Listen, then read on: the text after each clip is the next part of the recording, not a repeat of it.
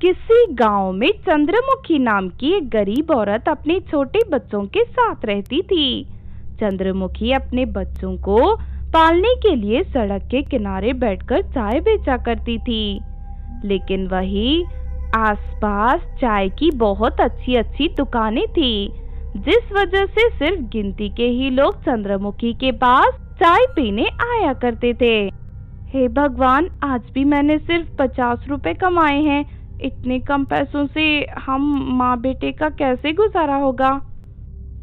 फिर अगले दिन चंद्रमुखी चाय की केतली लेकर बाजार में घूम घूम कर लोगों को चाय बेचने लगती है। लेकिन तभी एक रेस्टोरेंट का मालिक छगन ये देख लेता है। चंद्रमुखी को इस तरह घूम घूम कर चाय बेचते देख उसे बहुत गुस्सा आता है। अरे कौन है तो और मेरे इलाके में आकर चाय क्यों बेच रही है? तेरी इस तरह चाय बेचने से मेरा धंधा चौपट हो रहा है। साहब, मैं सड़क पर घूम घूम कर सिर्फ चाय बेच रही हूँ। आपका तो इतना बड़ा रेस्टोरेंट है, मेरी वजह से आपका नुकसान कैसे हो सकता है? अच्छा, तो तू अपने आप को बहुत होशियार समझ रही है। देख, मैं तुझे आखिरी बार समझा रहा हूँ, दोबारा मेरे रेस्टोरेंट के आसपास चाय बेचने मत आना, वरना मैं तेरी टांगे तोड़कर कुत्तों को खिला दूंगा। इतना कहकर वो आदमी चंद्रमुखी को धक्का दे देता है। तभी चंद्रमुखी की सारी चाय सड़क पर गिर जाती है। आपकी वजह से मेरी सारी चाय सड़क पर गिर गई। अब मैं चाय नहीं बेच पाऊंगी और मुझे पैसे नहीं मिलेंगे। आखिर मुझ गरीब को सताकर आपको क्या मिला? लेकिन छगन उसकी बात का जवाब नहीं देता और अपने रेस्टोरेंट का वापस चला जाता है। उसके बाद चंद्रमुखी दुखी होकर अपने बच्चे के पास चली जाती है। इस तरह चंद्रमुखी का जीवन दुखों से भरा हुआ था। अगले दिन चंद्रमुखी फुटपाथ के किनारे बैठकर चाय बनाने की तैयारी कर रही थी। तभी इंसानी रूप में वहां से गुजर रही एक चुड़ैल उसे देख लेती है। चंद्रमुखी के बगल में लेटा उसका बच्चा जोर जोर से रो रहा था। चंद्रमुखी और उसके बच्चे की हालत देख चुड़ैल को दोनों पर बहुत तरस आता है और वो उनकी मदद करने का फैसला करती है। फिर चुड़ैल अपने आप को एक गरीब औरत के रूप में बदलकर चंद्रमुखी के पास पहुंच जाती है। सुनिए दीदी, मैं एक गरीब औरत हूँ, मुझे काम की सख्त जरूरत है। मैंने बाजार में काफी काम ढूंढने की कोशिश की है, मुझे काम नहीं मिला। क्या आप मुझे अपने पास रख सकती हो? अरे, मैं तो इस फुटपाथ पर चाय बनाकर बेचती हूँ, मेरे खुद खाने का ठिकाना नहीं है। भला मैं तुम्हें क्या काम दे सकती हूँ? मैं बहुत अच्छी चाय बनाती हूँ, मुझे पूरा यकीन है जो इंसान एक बार मेरे हाथों की चाय बनाई हुई पिएगा वो बार बार यहाँ आएगा। इसलिए आप मुझे अपने पास काम पर रख लीजिए। जब आपका मुनाफा हो तभी आप मुझे पैसे देना, पहले मैं आपसे बिल्कुल पैसे नहीं मांगूंगी। फिर चंद्रमुखी चुड़ैल को काम पर रख लेती है। उसके बाद चुड़ैल चाय बनाना शुरू कर देती है। तभी चुड़ैल अपनी जादुई शक्ति से चाय को बहुत ही स्वादिष्ट और खुशबूदार बना देती है। वहां से गुजर रहे लोग चाय की खुशबू से चंद्रमुखी के पास खींचे चले आते हैं और उसे चाय खरीदकर पीने लगते हैं। देखते ही देखते वहां लोगों की भीड़ इकट्ठी हो जाती है। ये देख चंद्रमुखी बहुत खुश होती है। उसके बाद चंद्रमुखी चुड़ैल को कुछ पैसे दे देती है। फिर अगले दिन से चुड़ैल रोज चंद्रमुखी के यहाँ चाय बनाना शुरू कर देती है। धीरे धीरे चुड़ैल की स्वादिष्ट चाय पूरे इलाके में प्रसिद्ध हो जाती है और बड़े बड़े पैसे वाले लोग भी वहां आकर कार रोककर चाय पीने लगते हैं। चंद्रमुखी की तरक्की देख छगन को बहुत जलन होती है और वो चंद्रमुखी को वहां से भगाने का फैसला करता है। फिर अगले दिन छगन कुछ लोगों को लाकर चंद्रमुखी को धमकी देने पहुंच जाता है। क्यूरी, मैंने तुझसे मना किया था ना कि तू बाजार में चाय मत बेचना, लेकिन तूने मेरी बात नहीं मानी। अब मैं तेरी पिटाई करके तुझे यहाँ से भगा दूंगा। चलो इसका सारा सामान उठाकर यहाँ से दूर नाले में फेंक दो। लेकिन तभी वहाँ चुड़ैल आ जाती है। चुड़ैल अपनी जादुई शक्ति से छगन को पास में मौजूद खंबे में उल्टा लटका देती है और एक बड़े डंडे से उसकी पिटाई करने लगती है। अहाय मर गया रे, मेरी टांग टूट गई, अरे कोई बचाओ मुझे। दूसरी तरफ छगन के सारे आदमी डर के वहां से भाग जाते हैं। क्यों रे गरीबों को परेशान कर रहा है, आज मैं तुझे नहीं छोड़ूंगी। इतना कहकर चुड़ैल छगन के मुंह में ढेर सारी लाल मिर्च डाल देती है। छगन जोर जोर से रोने लगता है। उसके बाद चुड़ैल छगन को नीचे उतारकर कीचड़ से बड़े गड्ढे में फेंक देती है। अगर आज के बाद तूने चंद्रमुखी की तरफ आंख उठाकर भी देखा तो मैं तेरी दोनों आंखें निकालकर तुझे अंधा बना दूंगी। और नहीं नहीं, मुझे मेरा सबक मिल गया है, आज के बाद मैं कभी किसी गरीब को तंग नहीं करूंगा। इस तरह सब कुछ ठीक हो जाता है और इस दिन के बाद से चंद्रमुखी के जीवन में कभी कोई परेशानी नहीं आती और वो चुड़ैल की बनाई हुई चाय बेचकर कुछ ही दिनों में अमीर बन जाती है और अपने बच्चे के साथ खुशी से रहने लगती है। बहुत पुरानी बात है, किसी जंगल में सोनी नाम की एक शाकाहारी चुड़ैल रहती थी। सोनी चुड़ैल बहुत ही अच्छी चुड़ैल थी, वो कभी किसी इंसान को नुकसान नहीं पहुंचाती थी। दूसरी तरफ सोनी चुड़ैल मूंगफली बेचने का काम करती थी। सोनी चुड़ैल मूंगफली कच्चा बादाम कहकर बेचा करती थी। कच्चा बादाम ले लो दीदी, कच्चा बादाम बहुत ही स्वादिष्ट है, ये कच्चा बादाम है। इस तरह सोनी चुड़ैल लोगों को आवाज देकर मूंगफली बेचा करती थी। दूसरी तरफ सभी गांव वाले सोनी चुड़ैल को बहुत पसंद करते थे, यहाँ तक के बच्चे भी बिना डरे उसके साथ खेला करते थे। शाम तक मूंगफली बेचकर सोनी चुड़ैल को जो भी पैसे कमाती उनमें से आधे पैसे वो गरीब अनाथ बच्चों के बीच बांट देती और आधे पैसे अपना गुजारा करती थी। इस तरह चुड़ैल होने के बावजूद सोनी एक इंसान की जिंदगी जी रही थी। लेकिन फिर एक दिन शैतानपुर की कामिनी चुड़ैल सोनी चुड़ैल को मूंगफली बेचते हुए देख लेती है। इस शाकाहारी चुड़ैल के जरिए मैं बहुत सारे इंसानों को पकड़कर ले जा सकती हूँ। उसके बाद मैं उन सभी इंसानों को रानी चुड़ैल के महल में बेच दूंगी। फिर अगले दिन कामिनी चुड़ैल सोनी चुड़ैल के पास जाकर उससे कहती है, सुनो मैं शैतानपुर से आई हूँ, मैं बहुत सारे इंसानों का शिकार करके उन्हें शैतानपुर ले जाना चाहती हूँ। मुझे इस काम में तुम्हारी मदद चाहिए। अगर तुम मेरी मदद करोगी तो मैं तुम्हें ढेर सारे सोने के सिक्के दूंगी, फिर तुम मजे से अपनी जिंदगी जी सकती हो और तुम्हें इस तरह धूप में मूंगफलियाँ बेचने की जरूरत नहीं पड़ेगी। तू चाहती है कि मैं सोने के सिक्कों के लालच में आकर मासूम लोगों के साथ धोखा करूं? नहीं नहीं, ऐसा कभी नहीं हो सकता। मैं तेरी तरह दुष्ट नहीं हूँ, चल जा यहाँ से, वरना मैं तेरे साथ बहुत ही बुरा करूंगी। इस तरह सोनी चुड़ैल कामिनी चुड़ैल को डांटकर वहां से भगा देती है। लेकिन कामिनी चुड़ैल बहुत चालाक थी। रात होते ही वो चुपके से सोनी चुड़ैल के घर में रखे पानी के अंदर भूतिया शरबत मिला देती है। फिर उस पानी को पीते ही सोनी चुड़ैल बेहोश होकर जमीन पर गिर पड़ती है।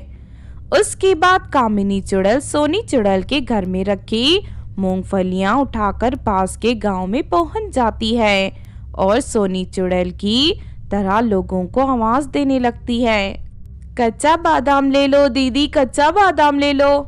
तभी कुछ औरतें कामिनी चुड़ैल के पास आ जाती हैं। अरे तुम कौन हो? हमारे गांव में तो रोज सोनी चुड़ैल मूंगफली बेचने आती है। मैं सोनी चुड़ैल की छोटी बहन हूँ। आज दीदी की तबीयत खराब है, इसीलिए मैं उनकी जगह मूंगफली बेचने आई हूँ। सभी औरतें कामिनी चुड़ैल की बातों पर यकीन कर लेती हैं और उससे मूंगफली खरीद लेती हैं।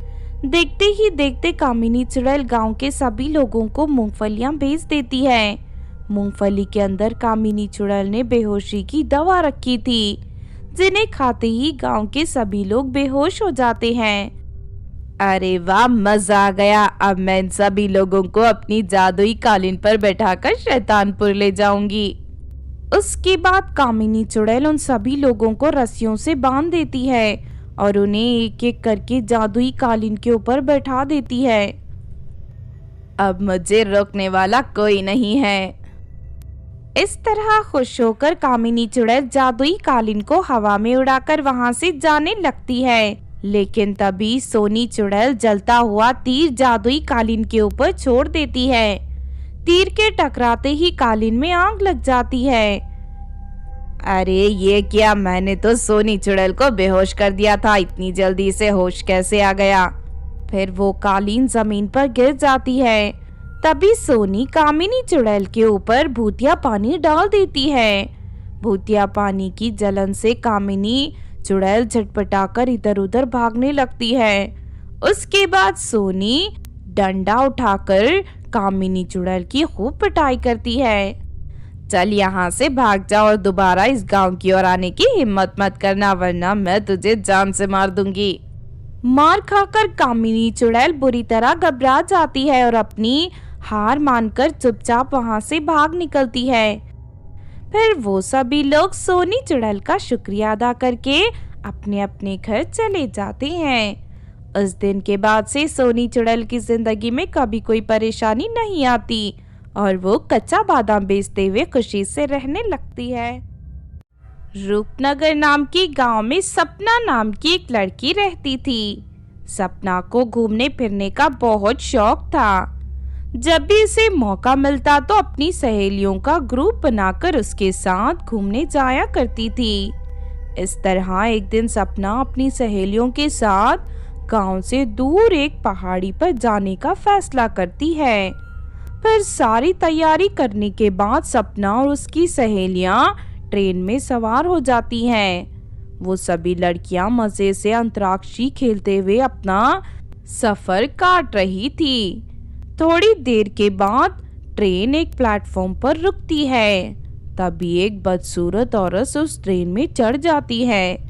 उसके बाद वो औरत सपना और उसकी सहेलियों के पास जाकर कहती है, आज मेरा जन्मदिन है, मैं इस ट्रेन में तुम सभी के साथ केक काटकर अपना जन्मदिन मनाना चाहती हूँ। तुम सबको कोई एतराज तो नहीं है? नहीं, हमें कोई एतराज नहीं है। दूसरों के साथ खुशियां बांटना तो बहुत अच्छी बात है। फिर वो औरत अपनी बैग से एक बड़ा सा केक निकालकर उन सभी लड़कियों के सामने रख देती है। केक से बहुत अच्छी खुशबू आ रही थी। ये देख सभी लड़कियां खुश हो जाती हैं।